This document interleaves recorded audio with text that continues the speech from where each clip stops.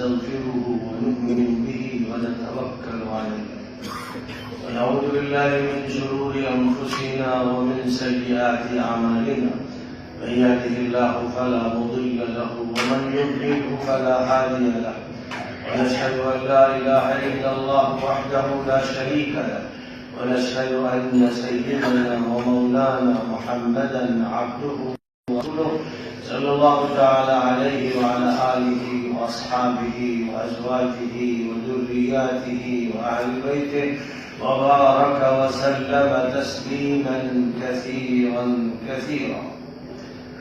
أما بعد،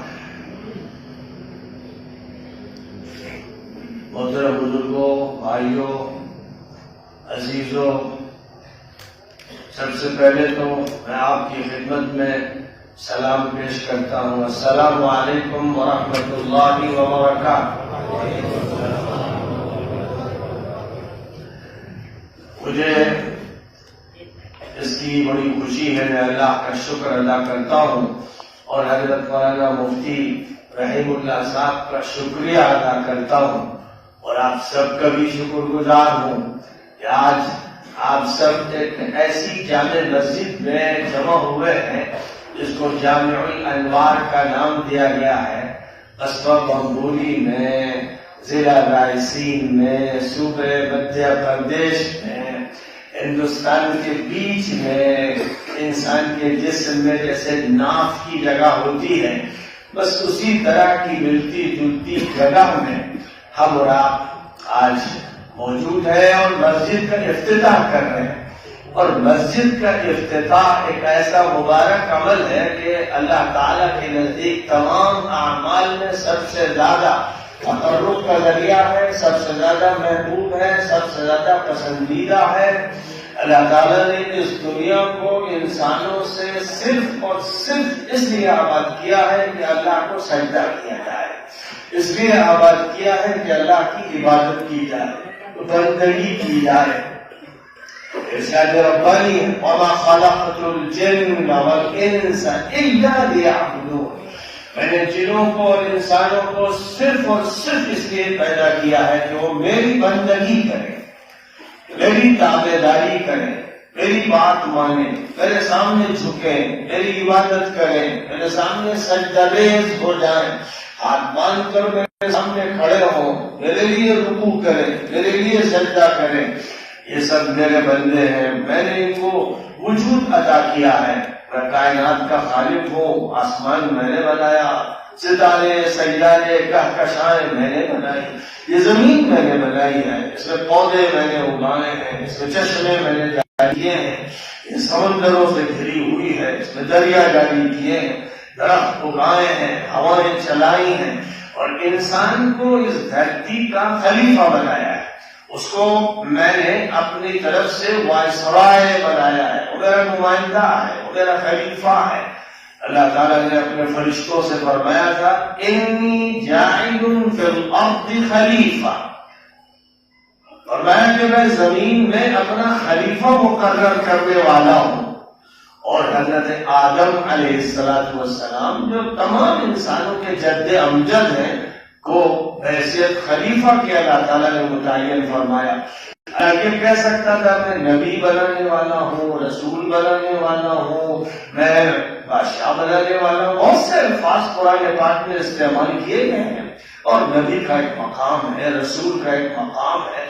لیکن سب سے پہلے انسانوں کی آبادی جب اس دھرتی پر طے کی گئی اور سب سے پہلے انسان کو وجود عطا فرمانے کا اللہ تعالیٰ کا ارادہ ہوا تو جو بات فرمائی گئی فرشتوں سے قال ربک للملائکہ انی جاعل فی الارض خلیفہ. تمہارے پروردگار نے جب فرشتوں سے یہ فرمایا تھا کہ میں زمین میں خلیفہ بنانے والا ہوں.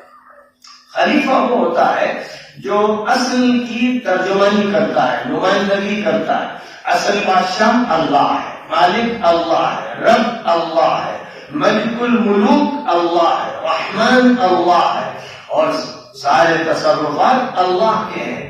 قل اللهم مالك الملك تؤتي الملك من تشاء وتنزع الملك ممن تشاء وتعز من تشاء وتذل من تشاء بيدك الخير انک علی کل شیء قدیر۔ ہم لوگوں کو اللہ کی طرف سے یہ حکم دیا گیا ہے کہ کہو او شہنشاہ، او مالک الملوک، تمام حاکموں کے حاکم، سب کے رب، سب کے مالک، سب کے پیدا کرنے والے، مجھے اس طرح پکارا کرو، مجھے اس طرح یاد کیا کرو تاکہ تمہاری نگاہوں میں کوئی اور نہ جچے۔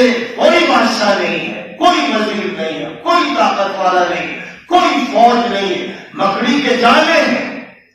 یقین کرو کسی بڑی سے بڑی طاقت کے جب تم ذکر کرتے ہو تو خداوند قدوس کو دھیان میں رکھو تو وہ چھوٹی سے چھوٹی طاقت کی نہیں بلکہ مکڑی کا جالا ہوتا ہے۔ لیکن جب اللہ کو فراموش کر دیتے ہو تو تمہارا پردھان بڑا ہو جاتا ہے، ڈی ایم بڑا ہو جاتا ہے، ایس پی بڑا ہو جاتا ہے، وزیر اعلیٰ بڑا ہو جاتا ہے، قدم بڑا ہو جاتا ہے۔ تم ڈرتے ہوئے لوگوں سے، لالچ کرتے ہوئے لوگوں سے تم اپنے مالک کو فراموش کر دیتے ہو، اور جب تم یہ کر دیتے ہو تو انسانیت بھٹکتی ہے، شیطان کے ہوا کرتا ہے اور لوٹ مار کرتا ہے جو اس وقت ہو رہا ہے۔ دنیا اس وقت لوٹ مار کی جگہ ہے۔ امریکہ کا ٹرمپ ہو یا روس کا پوتن ہو یا اسرائیل کا نتنیاہو ہو اور ان کے چہلے چپاٹے جو عالم ملک میں بھی ہیں، ہندوستان میں بھی ہیں اور دنیا کے ہر ملک میں ہیں، یہ وہ لٹیرے ہیں، یہ وہ غاصب ہیں، یہ شیطان کے چہرے ہیں، یہ ابلیس کے نمائندے ہیں، کیونکہ یہ اللہ کے خلیفہ نہیں۔ اللہ کے خلیفہ آدم تھے، اللہ کے خلیفہ نوح تھے، اللہ کے خلیفہ ابراہیم تھے، اللہ کے خلیفہ موسیٰ تھے، اللہ کے خلیفہ عیسیٰ تھے، اور اللہ کے خلفاء میں سب سے بڑا مقام خاتم النبیین حضرت محمد مصطفیٰ صلی اللہ علیہ وسلم کو عطا فرمایا گیا۔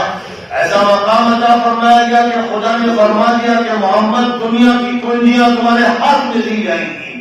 یہ وعدہ فرما دیا کہ مشرق ہو یا مغرب، شمال ہو یا جنوب، محمد تمہاری جوتیوں تلے یہ پوری دنیا حوالے کر دی جائے گی۔ اللہ هو الذي ارسل رسوله بالهدى ودين الحق ليظهره على الدين كله ولو كره المشركون۔ اللہ تعالیٰ نے اپنے رسول کو ہدایت دے کر اور دین برحق دے کر بھیجا ہی اس لیے ہے کہ تمام ادیان و مذاہب پر ان کو غالب فرما کے رہے گا۔ اس لیے رسول پاک علیہ الصلوۃ والسلام نے فرمایا مجھے مشرق و مغرب کے سارے میدان وسعت و ملک دکھا دیے گئے ہیں، اور اللہ تعالیٰ نے میرے لیے تسخیر فرما دیا ہے پوری دنیا اسلام کے سامنے جھکے گی اور حلقہ اسلام میں داخل ہوگی۔ ارشاد نبوی ہے، ارشاد محمدی ہے، واللہ لا یبقى على وجه الارض بیت مدر ولا وبر الا ادخله اللہ الاسلام بعز عزیز او ذل ذلیل۔ فرمایا خدا کی قسم روئے زمین پر کوئی کچا پکا گھر ایسا باقی نہیں رہے گا جس میں اللہ تعالیٰ اسلام داخل نہ کر دے۔ عزت والا عزت کے ساتھ داخل ہوگا اور ذلیل ناک رگڑ کے داخل ہوگا۔ پورے یورپ اسلام میں داخل ہوگا، امریکہ اسلام میں داخل ہوگا، روس اسلام میں داخل ہوگا، جاپان و کوریا داخل ہوگا، دنیا کا چپا چپا داخل ہوگا۔ قسم کھائی ہے اللہ کے رسول نے، اور یہ اللہ کا فیصلہ ہے، یہ وعدہ ہے، پورا ہو کر رہے گا۔ کوئی طاقت اسے روک نہیں سکتی، کوئی چال اسے روک نہیں سکتی، کوئی سازش اسے روک نہیں سکتی ہے۔ شیطان کی سازشیں توڑ دی جائیں گی۔ اللہ نے فرمایا قاتلوا اولیاء الشیطان ان کید الشیطان کان ضعیفا۔ شیطان کے چہروں سے جنگ کرو، اور شیطان کی تمام تدبیریں کمزور ہیں۔ اور اسی طرح جہاں مثل الذین اتخذوا من دون اللہ اولیاء کمثل العنکبوت اتخذت بیتا وإن أوهن البيوت لبيت العنكبوت لو كانوا يعلمون۔ اللہ کو چھوڑ کر دوسرے سہارے جنہوں نے تلاش کیے ہیں، طاقت کا سہارا ہو، مادی سہارا ہو، روحانی سہارا ہو، بتوں کا سہارا ہو، کچھ بھی ہو، جنہوں نے یہ سہارے تلاش کیے، خدا کہتا ہے ان کی مثال ایسی ہے جیسے مکڑی کی جو گھر بناتی ہے، اور دنیا میں سب سے کمزور گھر مکڑی کا ہوتا ہے۔ تو مت سمجھیے کہ جو بڑے بڑے محل ہیں دلی میں ہو یا بمبئی میں، مدراس میں ہو یا کلکتہ میں، دنیا کے کسی خطے پہ بڑے بڑے قلعے خدا مند قدوس کی نگاہ میں مکڑی کے جالے ہیں۔ ہاں فیصلہ الہی کی دیر ہوتی ہے، بس جب اللہ کا فیصلہ ہوتا ہے تو ایک معمولی سا کیڑا جو نظر نہیں آتا خردبین سے، تو وہ کورونا وائرس بن کے لاکھوں انسانوں کو چین میں کھا چکا اور پوری دنیا میں اس کے نشانے اللہ کی طرف سے طے کیے گئے. جیسے ابابیل کے نشانے اللہ نے طے فرمائے تھے کہ ابراہ کے لشکر کو تباہ کیا جائے گا، ویسے ہی چین نے لاکھوں مسلمانوں کو ڈیٹینشن کیمپوں میں رکھا گیا تو خدا نے ایک کیڑے کو حکم فرمایا کہ ان کو کھا جا، تو وہ کیڑا انہیں کھاتا چلا جا رہا ہے. ٹیکنالوجی فیل، میڈیکل سائنس فیل، طاقت فیل، کمیونزم فیل، کیپٹلزم فیل اور چین کا صدر فیل، سب فیل ہو گئے اور ایک کیڑے سے فیل ہو گئے. یہ ہے خدا کی قدرت، جب چاہے ظاہر کر دے. اپنے اللہ سے نہ لگاؤ، اللہ پر یقین کرو، اللہ کو سجدہ کرو، مسجدوں کو آباد کرو، اللہ کے سامنے جھکو، اس میں لذت پیدا کرو. تعلق جب اللہ سے قائم کرو گے تو دنیا خاک برابر نہیں رہ جائے گی. جب تم دنیا کو دیکھتے ہو تو دہشت زدہ ہوتے ہو، تمہارے کلیجے منہ کو آنے لگتے ہیں، لیکن جب اللہ کو دیکھتے ہو تو کچھ لگتا ہی نہیں لگتا. کیڑے ہیں، مکوڑے ہیں، مچھر ہیں، پتنگے ہیں. یہ فرق ہے نگاہ خداوندی اور نگاہ انسانی کا. وہ نگاہ انسانی جو شیطان سے متاثر ہوتی. اے لوگوں مسجد کو آباد کرو. مسجد اسس على التقوى من اول يوم احق ان تقوم فيه. جس وقت مسجد قباء کے قریب منافقوں نے ایک مسجد بنائی تھی، دکھاوا مسجد کا تھا، وہ اصلاً دشمنوں کا سینٹر تھا، مسلمانوں میں تفریق پیدا کرنے کے لیے ایک اڈا بنایا گیا تھا. تو اللہ تعالیٰ نے سورۃ البراءہ میں اس کا تذکرہ فرمایا ہے کہ الذین اتخذوا مسجدا ضرارا وکفرا وتفریقا بین المؤمنین وارصادا لمن حارب اللہ ورسولہ وليحلفن ان اردنا الا الحسنى واللہ یشہد انہم لکاذبون. یاد رکھو کہ جو بھی اللہ سے ہٹ کر، نبی سے ہٹ کر اپنے اڈے بناتے، مرکز بناتے، اسکول بناتے، کچھ بھی بناتے، اگر اس کا اللہ سے تعلق نہیں ہے تو پھر وہ مسجد ضرار ہے، مرکز ضرار ہے، گھر ضرار والا ہے. اسلام کو نقصان پہنچانے کے لیے بنایا گیا. اللہ نے اپنے نبی حضرت محمد مصطفیٰ صلی اللہ علیہ وسلم سے فرمایا جب آپ کو وہ منافق بلانے آئے کہ حضرت 2 رکعت ہماری مسجد میں پڑھ دیجئے، اور آپ کو تو علم غیب تھا نہیں تو آپ جانے لگے. اللہ نے فرمایا لا تقم فیہ ابدا، کبھی اس مسجد میں نہ جائیے گا، وہ تو اڈا ہے دشمنوں کا. اور پھر فرمایا لمسجد اسس علی التقوی، وہ مسجد جو تقوی کی بنیاد پر قائم کی گئی ہے. الحمدللہ یہ مسجد الانوار بھی تقوی کی بنیاد پر قائم کی گئی ہے. ایمان کو آباد کرنے کے لیے اور فروغ دینے کے لیے قائم کی گئی ہے. اللہ سے لو لگانے کے لیے قائم کی گئی ہے، بندگی کے لیے قائم کی گئی ہے اور مومنوں کے مرکز کے طور پر قائم کی گئی ہے. یہ تعلیم گاہ ہے، تربیت گاہ ہے، دارالفتہ ہے، دارالقضاء ہے. ایمان کے تمام اعمال کے لیے مسجد کا قیام ہوتا ہے. یہ مسجد نبوی سے نسبت رکھنے والی مسجد ہے. یہ مسجد نبوی کی بہن ہے، بیٹی ہے، پوتی ہے، نواسی ہے، کچھ بھی کہیے. بہرحال اس کا رشتہ مسجد حرام سے ہے، جس کے بارے میں اللہ نے فرمایا ان اول بیت وضع للناس للذی ببکۃ مبارکا وہدی للعالمین. اللہ تعالیٰ نے اس روئے زمین پر سب سے پہلا جو گھر بنوایا وہ اپنی مسجد بنوایا. آدم علیہ السلام کو جب جنت سے اتارا گیا تو عرفات میں اتارا گیا. یہ جو مشہور کر دیا گیا ہے کہ لنکا میں ان کو اتارا گیا، تاریخی طور پر ثابت نہیں اور روایتوں کے اعتبار سے ثابت نہیں. روایت سے یہ بات ثابت ہے کہ جس مقام پر ان کو اتارا گیا وہ نعمان کہلاتی ہے، اور نعمان وہی جگہ ہے جو عرفات ہے.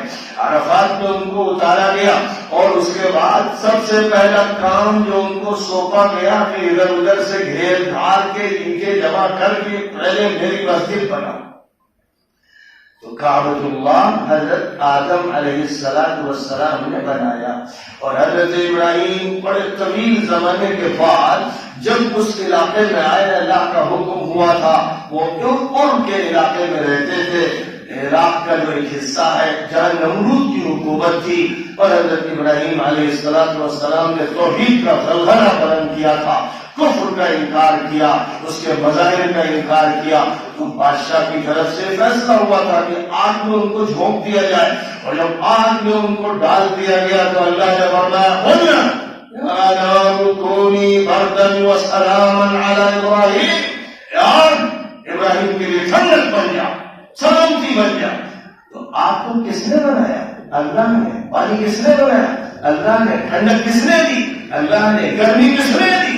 اللہ نے۔ دہتا ہوا سورج کس نے بنایا؟ اللہ نے بنایا۔ برف کی چادریں کس نے بنائی؟ اللہ نے بنائی۔ تو اللہ نے کہا آگ سے ٹھنڈی ہو جا۔ آپ نے کہا کہ جو فرما دیں وہی آگ ٹھنڈی ہو گئی کہ ابراہیم علیہ السلام آگ کے شعلوں میں بیٹھے ہوئے، ایک بار ان کا نہیں جلا، بلکہ ان کو ایسا لگ رہا تھا وہ باہر کے موسم میں بیٹھے ہوئے۔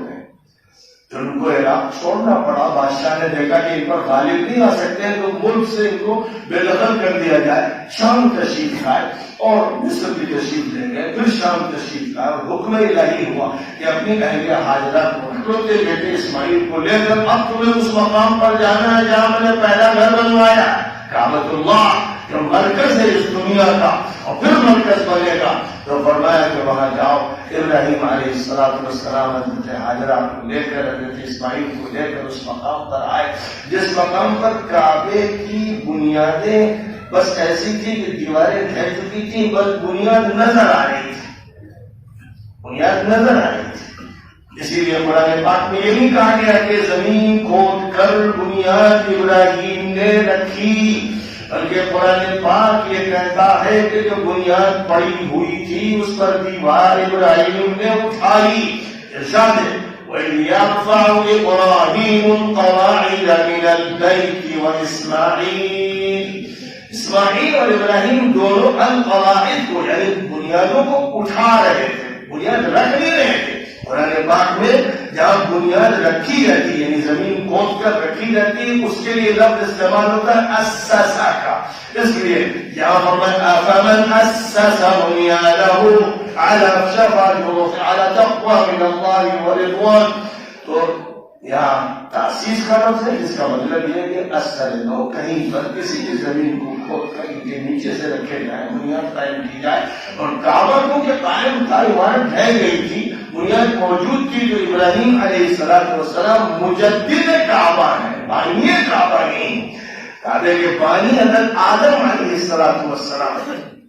تو بہرحال جو مسجد بھی بنتی ہے، جب بنتی ہے تو اس کا رشتہ کعبے سے ہوتا ہے، اس کا رشتہ مسجد نبوی سے ہوتا ہے، اس کا رشتہ مسجد قباء سے ہوتا ہے، اور جتنا زیادہ جس مسجد کا رشتہ وہاں سے پختہ ہوگا اتنی زیادہ وہ مسجد نورانی ہوگی، مبارک ہوگی، ہدایت کا مرکز ہوگی، اس مسجد میں دین کی تعلیم ہوگی، دعوت ہوگی، تبلیغ ہوگی، اصلاح کا کام ہوگا۔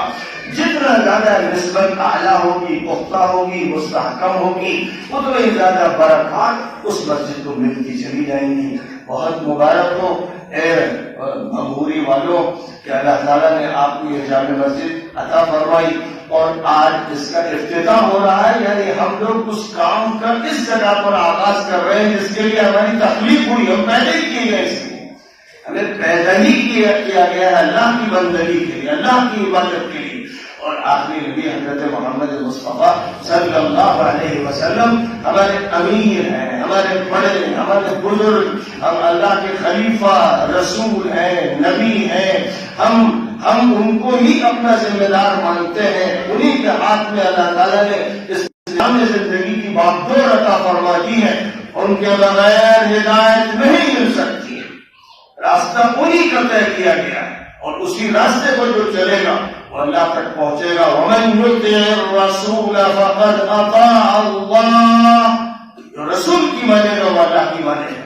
وَمَا أَرْسَلْنَا مِن رَّسُولٍ إِلَّا لِيُطَاعَ بِإِذْنِ اللَّهِ، ہم نے جو پیغمبر بھیجا اسی لیے بھیجا کہ اللہ کے حکم سے اس کی بات مانی جائے، اس کی اطاعت کی جائے۔ تو اے علاقے والوں، آپ کو چاہیے کہ آپ اس نسبت کو خوب تازہ کریں، زندہ کریں، اس کے لیے فکر کریں، اور اپنے دلوں کو اللہ سے ایسا مربوط کر دیں، اللہ کے ساتھ ایسا تعلق قائم کر لیں کہ بس زبان پر بھی اللہ اللہ ہو، دل میں بھی اللہ اللہ ہو، کثرت سے ذکر کیا کریں۔ مسجد میں بھی میں چاہوں گا کہ سب لوگ مل کر کسی نہ کسی وقت اللہ کا ذکر کرے. حضور اکرم صلی اللہ علیہ وسلم کی مسجد میں اجتماعی ذکر بھی ہوتا تھا, اجتماعی تلاوت بھی ہوا کرتی تھی. اس لیے تلاوت بھی کرے, انفرادی بھی کرے, اجتماعی بھی کرے, ذکر کی انفرادی بھی کرے, کسی وقت اجتماعی کرے, سب لوگ بیٹھ جائیں اور ذکر کرے. لا الہ الا اللہ. ناف سے لے کر سر تک سوچیں کہ جتنی بھی برائیاں ہیں سب کا مرکز یہی حصہ ہے. ان سب برائیوں کو ہم نکال لیں, جھاڑو پھیر لیں. لا الہ, کوئی نہیں ہمارے, کوئی نہیں حاکم, کوئی نہیں معبود, کوئی نہیں طاقت والا, الا اللہ, سوائے اللہ. جب الا اللہ کہیں تو دل پر ضرب لگائیں, یہ سوچتے ہوئے کہ ہم اللہ میاں کو دل میں داخل کر رہے ہیں. یہ عمل اگر روزانہ اہتمام کے ساتھ کیا جائے تو اس کی ایک طاقت ملتی ہے. عقیدہ پختہ ہوتا ہے, ایمان مضبوط ہوتا ہے, روحانیت کو غذا ملتی, انوار کا فیضان ہوتا ہے, اللہ سے خصوصی تعلق قائم ہوتا ہے. لہذا آج کے اس افتتاح کے موقع پر بس کیونکہ اللہ ہی کہہ رہا ہے, آئیے آپ سب مل کر میرے ساتھ ذکر کیجیے 2 منٹ کے لیے. لا الہ الا اللہ, لا الہ الا اللہ, لا الہ الا اللہ, لا الہ الا اللہ. زور سے بولیں, لا الہ الا اللہ, لا الہ الا اللہ, لا الہ الا اللہ, لا الہ الا اللہ, لا الہ الا اللہ, لا الہ الا اللہ, لا الہ الا اللہ, لا الہ الا اللہ. کوئی مالک نہیں, کوئی حاکم نہیں, کوئی طاقت والا نہیں, کوئی نفع نقصان والا نہیں. کسی سے دل میں خوف نہ رکھو, کسی سے امید مت لگاؤ, تم اللہ سے امید لگاؤ. اللہ کا خوف دل میں پیدا کرو, اللہ سے تعلق قائم کرو. جس دن یہ ملت کی امت اللہ سے صحیح معنی میں جڑ جائے گی, خدا کی قسم اس ملک کی ظالم تنظیموں کا خاتمہ ہو جائے گا, اس ملک کے سارے غلط پلان ختم ہو جائیں گے. خدا تعالیٰ یہ راستہ صاف کر دے گا اور اہل حق کو سر بلندی عطا فرمائے گا. وآخر دعوانا الحمدللہ رب العالمین.